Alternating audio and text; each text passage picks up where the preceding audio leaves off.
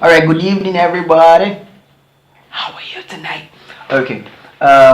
Welcome to Midweek Brand Gist with Jeremy Akpomera. I am Jeremy Akpomera, lead strategist at Brand Solutions Company. We exist to help your brand establish a clear brand character and synchronize your brand message with your customer perception. Today, we are going to be talking about a very interesting topic: brand blunders to avoid. Brand blunders to avoid. So, we have, for the last, I think 6 episodes, we have been talking about ways to build a brand, ways to get differentiating factors, and all that. Now, we want to look at what to avoid as a brand, as a business, to see that you stay relevant through time. All right, so first on the list of all the brand blunders to avoid is not having a differentiating factor. I think 2 episodes ago we talked about your differentiation. Now, when you do not have that thing that makes you stand out as different, you are likely going to be generalized very quickly, and it is going to be harmful to your brand. That everybody is doing it is not the reason why you should go into it also. That everybody is doing it like this is not the same reason why your own has to be like this. A simple differentiating factor might just be all you need to stand out. So please, let's avoid the zero differentiation idea that a lot of businesses are going into. All right, good. Now the next point is you cannot be everything to everyone. Now let me explain that. A lot of times I preach focus in business.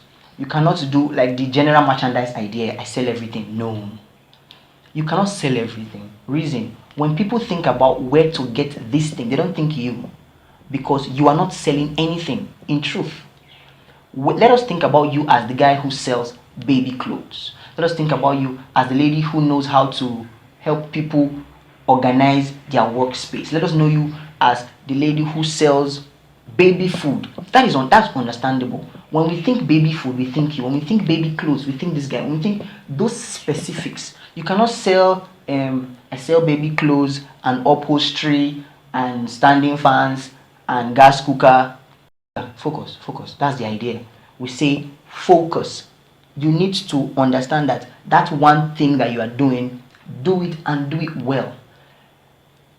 The mistake most of us make is the fact that if I say one thing, it's only people that need that thing that will be coming to look for me, and I will not make so much. Yes, initially, but over time, people will remember. The reason why the reason why you're having issues is people don't know you so much now. A lot of people have the need for what you are selling so much every day. If you can position yourself properly, you will be shocked at the number of clients per day that you will get if you are consistent with that one thing. Now, many a time we don't see our brands as important assets in our business. The truth is, when businesses, when we hear of mergers, right? When this business bought this business, the true value of the business bought is not liquid cash, is the brand valuation that they are buying. You are not going to buy this company because the company likes or the company has. No, we are buying it because customers believe in what the company has been selling before that time. Maybe there might be one or two shaky managerial incidents that now makes the company not so stable, but guess what? The brand still remains.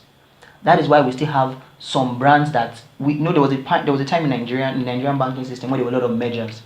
There were some names that were retained for their brands.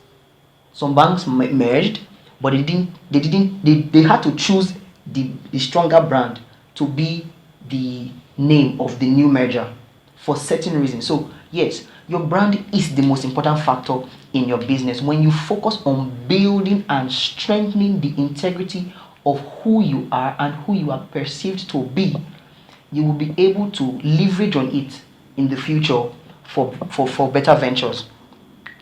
And next point is branding blindfoldedly rather. Now, the idea is this. Just like we said, I think we said in our last episode, Now, we talked about researching in our last episode when we talked about swaying your brands to buy from you, swaying your customers rather to buy from your brand. When you brand without your target client in mind, you have a problem. You cannot sell a youthful brand with an aged mindset. It doesn't make sense. Understand who your target market is from the beginning. Build your brand in that light. I love what GT Bank does. As much as a lot of people have a lot of things to say about GT Bank, I still love GT Bank. Why? Because GT Bank has been able to be consistent with the fact that they are a youthful and innovative brand. From their brand colors, from their service touch points, as much as it goes, they are consistent with that message. Guess what? They are still in touch with who they want to sell to, basically. So all their decisions that surround the brand is to strengthen that basic message that they want to pass. So understand that you don't brand blindfoldedly. You know what you are going for and you go with it with your why in mind. Now, I think in the first episode we talked about logo making. Yes. Do not mix brand development with personal issues. A lot of clients make the mistake of saying, I don't like this image. I don't feel it's right for me. And I ask myself, who are you in the business? Who are you selling? Are you selling yourself, or you are selling your product or your service? Who is your service meant to meet? Whose needs are your services meant to meet? That you don't like it doesn't necessarily mean it is bad for your brand. A lot of people make that mistake, that you do not like something doesn't necessarily mean it is bad for your brand. Do not mix your personal preferences with your brand decisions. They don't match many of the time. Most of the time, we end up making the mistake of making ourselves our brand image when we are not passing the brand message. So we are caught in a crossroad, we are caught in a conflict between who you are and who your brand is. If you are building a personal brand, it's a different thing entirely. But we are talking about building a business, building an organizational brand, an enterprise brand. So know what your message is. I will always say that your message is what ties up everything. With your message being clearly stated, your brand decisions will be clear. Your brand decision will be more on point. Alright? Good. Now the next point is making a promise you cannot keep. See, that is the worst thing you can do to yourself. Still, in our last episode, we talked about reputation. The truth is, when you not keep up to what you say you will do, you give yourself a terrible reputation. I have a lot of friends that they'll tell you, this guy's amazing, but I will not advise you to work with him. Now, that is the worst thing that can happen to any business person. Truth is, a lot of times we make that mistake, but as much as possible, let us see that we correct our mistakes and stick to what we say. If we say we deliver in 24 hours, let heaven fall, but deliver in 24 hours for your client's sake. All right? Good.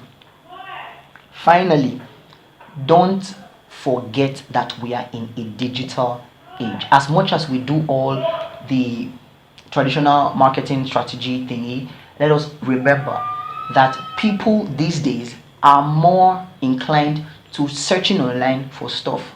You should be in the digital space. You should be on a social media platform.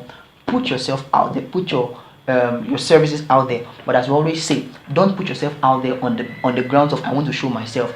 Be a resource platform. People should look at your page and learn something new every time from what you are putting up.